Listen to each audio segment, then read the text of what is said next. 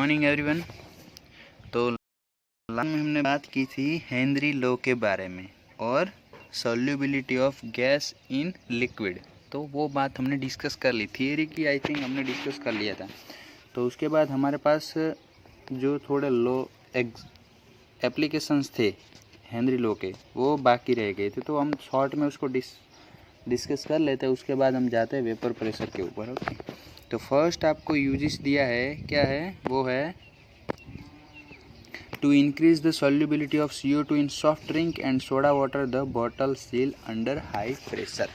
तो आप देखोगे सॉफ्ट ड्रिंक जो हम नॉर्मली यूज़ करते हैं, है ना, जनरल लाइफ में सॉफ्ट ड्रिंक जो आते हैं, कोक आते हैं, वो सारे क्या होते हैं, उसके ऊपर बॉटल में जो थोड़ा सा एम्प्टी होता है वहाँ पे CO2 गैस भरा हुआ होता है। तो वो CO2 गैस कैसे उसमें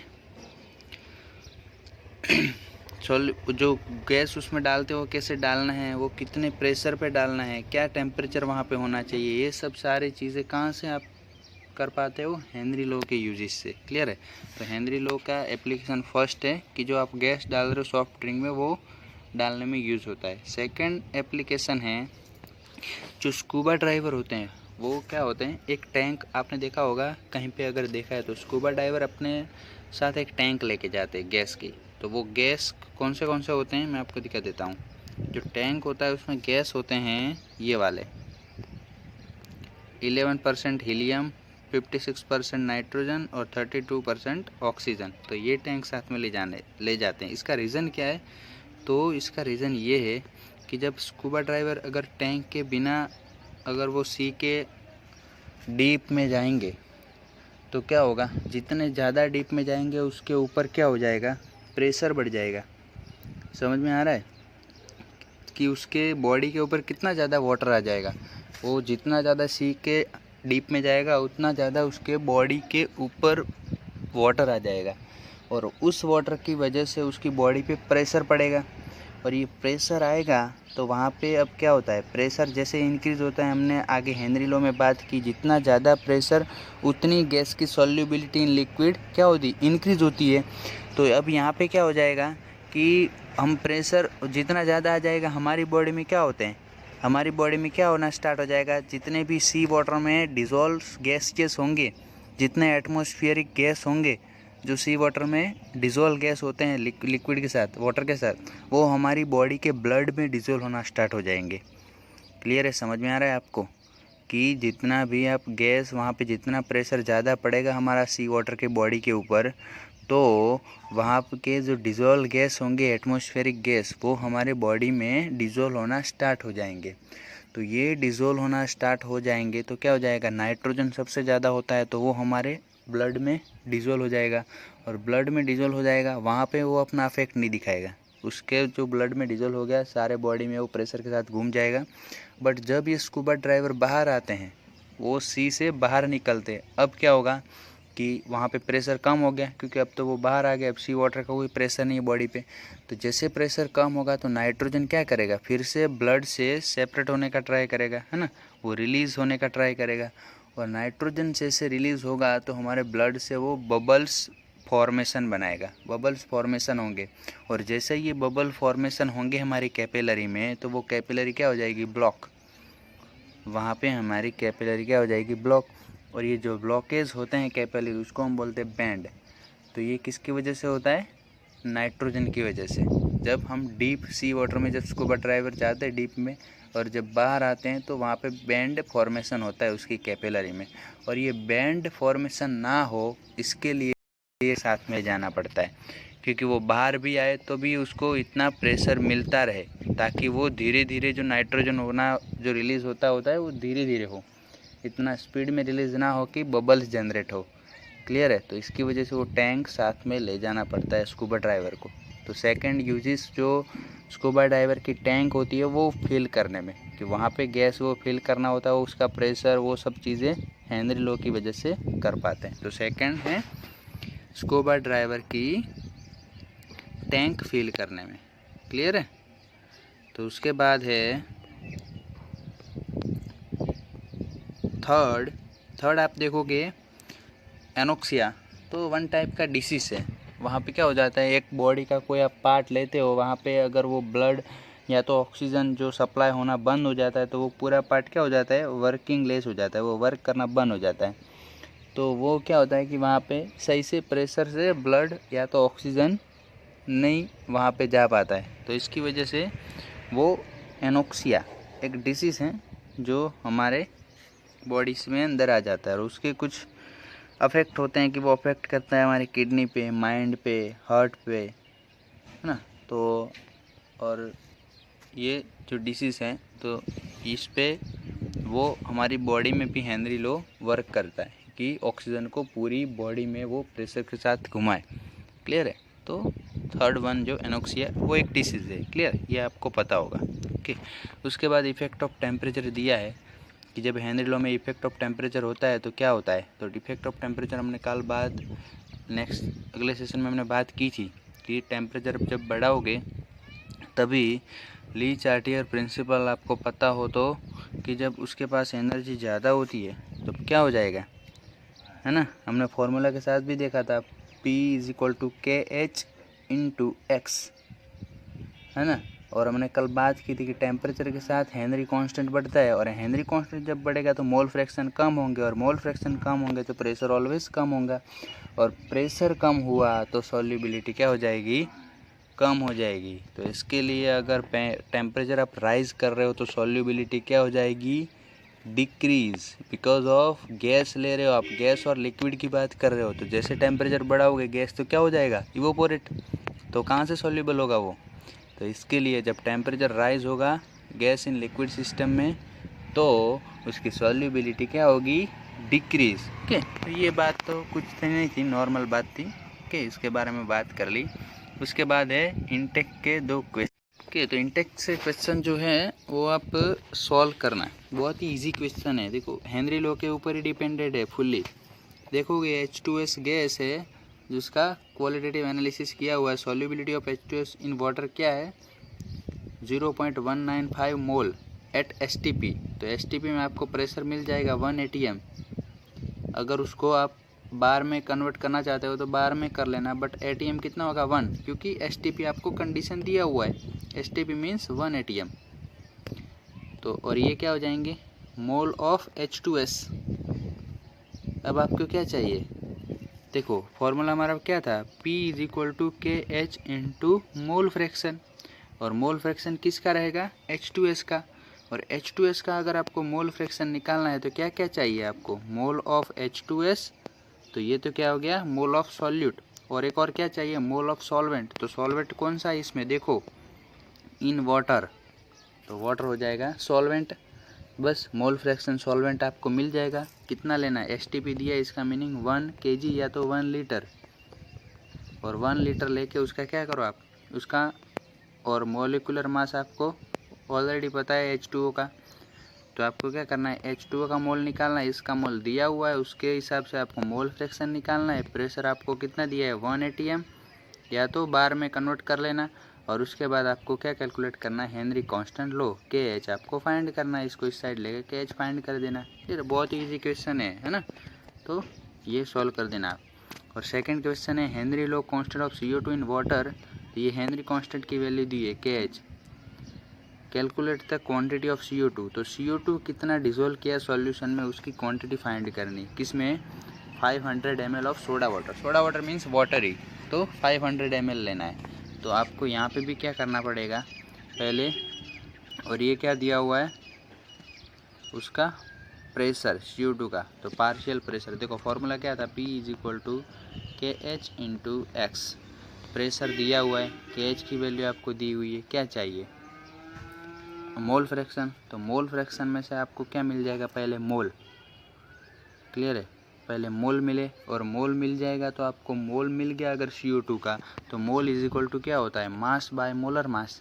और मोलर मास आपको CO2 का पता है, मोलर मास इंटू मोल कर देना तो आपको क्या मिल जाएगा, मास।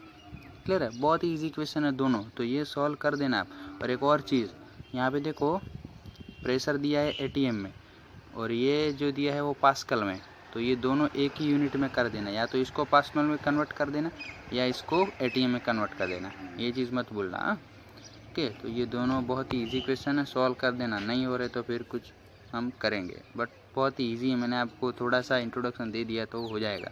ठीक, उसके बाद हमारे पास एक इम्पोर्टेंट टॉपिक है जो है vapour pressure of liquid solution. Clear? तो हम वेपर प्रेशर ऑफ लिक्विड या सॉलिड लिक्विड की बात करें उसके पहले थोड़ा सा इंट्रोडक्शन ऑफ वेपर प्रेशर देख ले। चलो स्टार्ट करते हैं वेपर प्रेशर का इंट्रोडक्शन। इसके आगे वाले टॉपिक में हमने क्या डिस्कस किया था? सॉल्युबिलिटी। तो सॉल्युबिलिटी में हमने पढ़ा था हेनरी लॉ।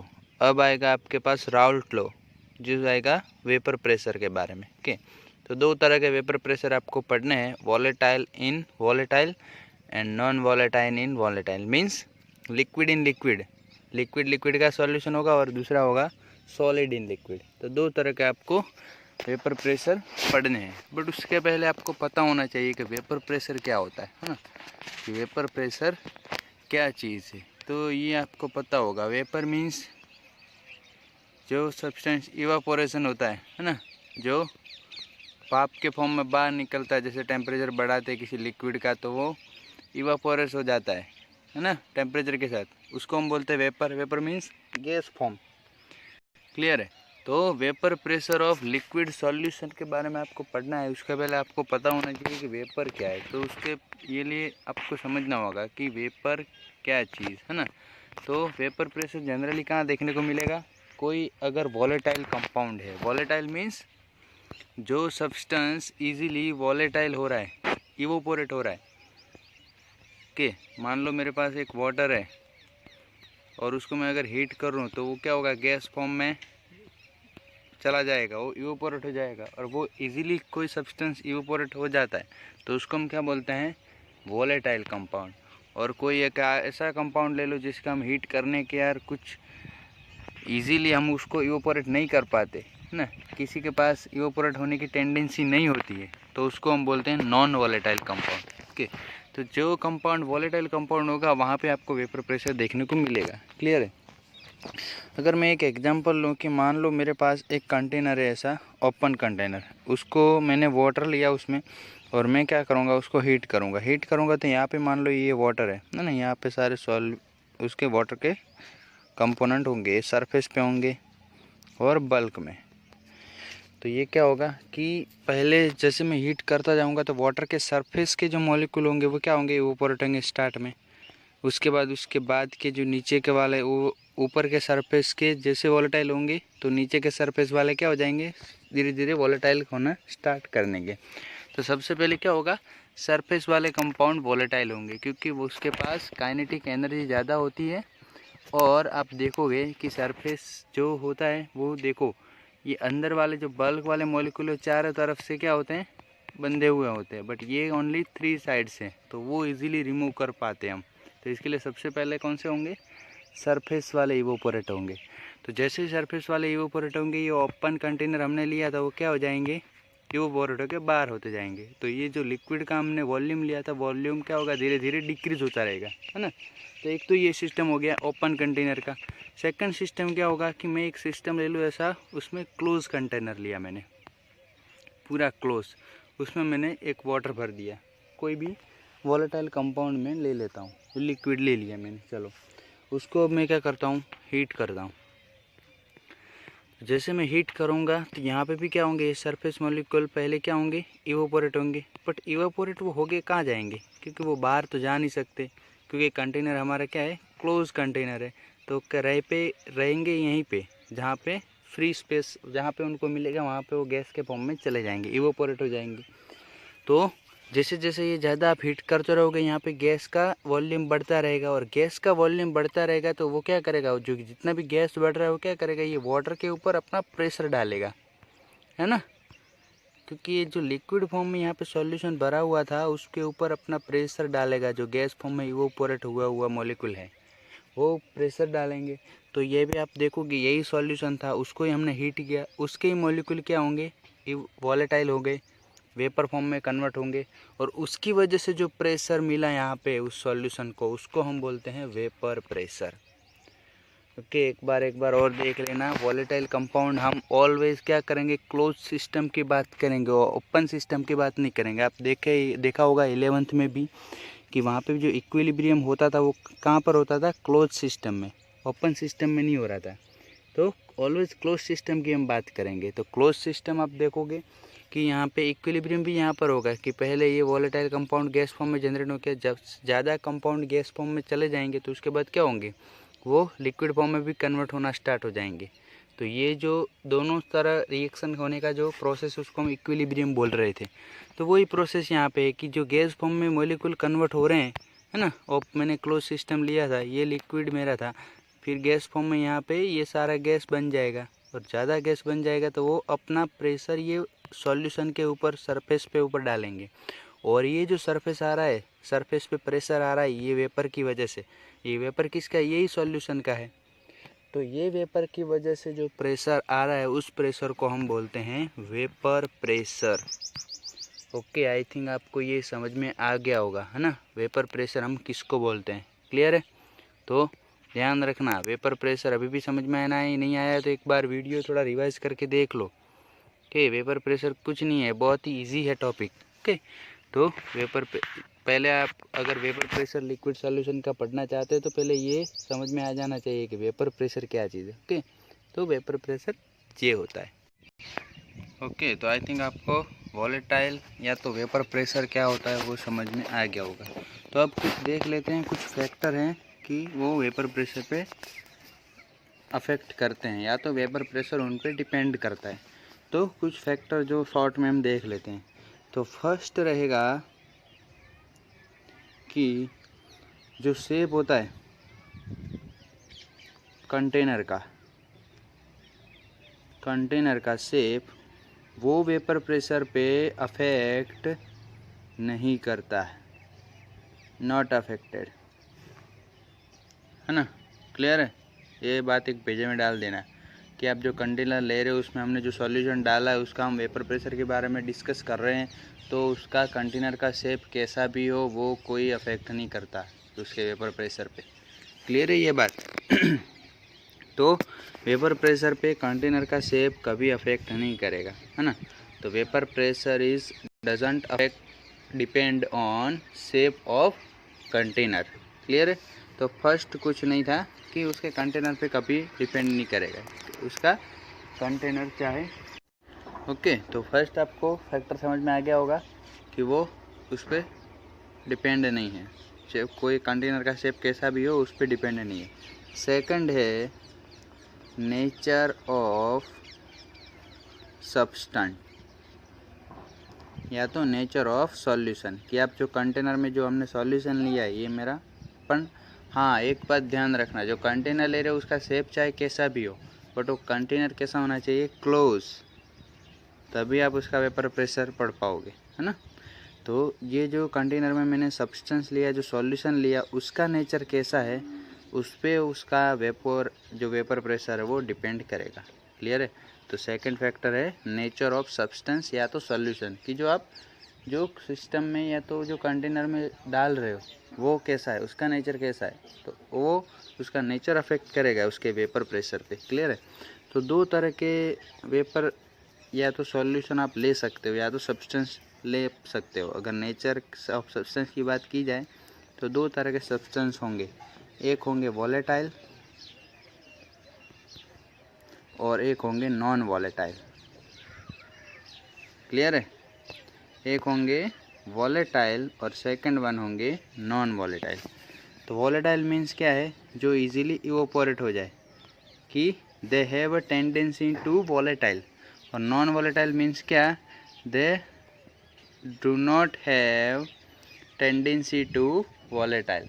तो एक ऐसा होगा जो इजीली वॉलेटाइल हो पाए, इवोपोरेट हो पाए, जिसको हम बोलेंगे वॉलेटाइल, और एक ऐसा सब्सटेंस होगा कि जो उसको हम हीट करने से भी वो इवोपोरेट नहीं होगा। क्लियर है? तो उसको हम बोलेंगे non volatile. Generally non volatile में कौन से कंपाउंड आएंगे, सॉलिड आएंगे, है ना। सॉलिड इजीली हम उसको इवोपोरेट नहीं कर पाते, गैस फॉर्म में उसको इजीली हम कन्वर्ट नहीं कर पाते। तो इसके लिए नॉन वॉलेटाइल में जनरली कौन से सब्सटेंस आएंगे, सॉलिड, और लिक्विड सारे क्या होंगे, वॉलेटाइल में होंगे, क्योंकि लिक्विड हम इजीली गैस फॉर्म में कन्वर्ट कर सकते हैं। तो इसकी वजह से जो वॉलेटाइल है उसमें सारे लिक्विड को हम गिन सकते हैं यहाँ वेपर प्रेशर तक। हाँ, उसके बाद तो हम सॉलिड भी कुछ कंपाउंड होंगे जो वॉलेटाइल होंगे, बट हमारे सिलेबस तक इतना लिमिटेड है कि सॉलिड नॉर्मली नॉन वॉलेटाइल में हम गिनेंगे। क्लियर है। तो सेकंड फैक्टर है नेचर ऑफ सब्सटेंस या सॉल्यूशन, और थर्ड फैक्टर और लास्ट और इम्पोर्टेंट फैक्टर है वो है टेम्परेचर। टेम्परेचर बहुत ज़्यादा अफेक्ट करेगा, क्योंकि टेम्परेचर तो मेन फैक्टर है। टेम्परेचर जितना ज़्यादा बढ़ा होगा उतना प्रेशर ज़्यादा होगा, है ना, क्योंकि टेम्परेचर बढ़ाओगे तभी तो लिक्विड गैस फॉर्म में कन्वर्ट होगा, और गैस फॉर्म में कन्वर्ट वेपर फॉर्म में जाएगा तभी वो अपना प्रेशर डाल पाएगा। समझ में आ रहा है। जितना ज़्यादा टेम्परेचर उतना ज़्यादा लिक्विड गैस फॉर्म में कन्वर्ट होगा, और जितना ज़्यादा गैस तो जितना ज़्यादा जो गैस में जाएगा उतना ज़्यादा वो प्रेशर डाल पाएगा। इसके लिए टेम्परेचर जो है, जो थर्ड हमारा फैक्टर है, वो बहुत ही इम्पोर्टेंट फैक्टर है। क्लियर है। तो 3 फैक्टर हमने देखे जो वेपर प्रेशर पे डिपेंड या तो अफेक्ट करेंगे। एक तो उसका कंटेनर का शेप, वो कुछ अफेक्ट नहीं करता, वो कैसा भी होगा चलेगा। कंटेनर कैसा होना चाहिए, क्लोज। सेकंड है नेचर ऑफ सब्सटेंस, कि सब्सटेंस आप कैसा ले रहे हो, वॉलेटाइल ले रहे हो, नॉन वॉलेटाइल ले रहे हो, उस पे ऊपर डिपेंड करेगा। और थर्ड वन है टेम्परेचर, आपका टेम्परेचर कितना है ना। टेम्परेचर जितना ज़्यादा राइज कर पाओगे उतना ज़्यादा प्रेशर बढ़ेगा, और जितना कम टेम्परेचर होगा उतना वेपर प्रेशर कितना होगा, कम होगा। तो ये हमने बात की वेपर प्रेशर के बारे में। कुछ हमारे पास एग्जाम्पल भी हम ले सकते हैं कि वॉलेटाइल और नॉन वॉलेटाइल सॉल्यूशन की। जैसे मैं बात कर लूँ कि वाटर है मेरे पास एक कंटेनर में, और सेकंड कंटेनर में है मेरे पास कोई अल्कोहल ले लो, मिथेनॉल ले लो, कोई भी अल्कोहल ले लो। तो अब ये दोनों में से वेपर प्रेशर किसका ज़्यादा होगा। दोनों का सेम टेम्परेचर पे अगर मैं वेपर प्रेशर मेज़र करने जाऊँ तो किसका होगा, नॉर्मली जनरली किसका होगा, अल्कोहल का। क्योंकि आपको पता है अल्कोहल का होता है, क्या होता है, इजीली इवोपोरेट हो जाता है। वाटर से ज़्यादा अल्कोहल इवोपोरेट होता है। तो आप देखोगे वाटर में कौन सा बॉन्ड होता है, हाइड्रोजन बॉन्ड, और अल्कोहल में भी कौन सा बॉन्ड होता है, हाइड्रोजन बॉन्ड। बट आप वाटर में देखोगे एक वाटर मॉलिक्यूल, एक H2O मॉलिक्यूल अपने आसपास कितने हाइड्रोजन बॉन्ड बनाता है, 4। और यहाँ पे अल्कोहल में क्या होता है, ओनली 1 हाइड्रोजन बनता है बॉन्ड। तो 1 हाइड्रोजन बॉन्ड इजीली ब्रेक हो जाएगा और वो इवोपोरेट हो जाएगा, और यहाँ पे 4 हाइड्रोजन बॉन्ड आपको ब्रेक करना है, तो उसमें थोड़ा टाइम लगेगा। तो इसके लिए अगर वाटर और मैं अल्कोहल को अगर मैं कंपेयर करूँ वेपर प्रेशर के लिए, तो किसका वेपर प्रेशर ज़्यादा होगा, अल्कोहल का, या मिथेनॉल या इथेनॉल कोई भी ले लो, है ना। तो वेपर वाटर के कंपेयर में उसका वेपर प्रेशर ज़्यादा होगा। क्लियर है। तो ये सब्सटेंस का जो नेचर है वो डिपेंड करता है। आप देखोगे एक था वाटर के फॉर्म में, उसका नेचर वाटर जैसा था, और सेकंड था अल्कोहल, तो उसमें अल्कोहल ज़्यादा था। सेम टेम्परेचर लिया मैं, सेम वॉल्यूम लूँगा, सेम कंटेनर लूँ, तो भी अल्कोहल का वहाँ पे वेपर प्रेशर बढ़ जाएगा, क्योंकि उसका नेचर ऐसा है सब्सटेंस का।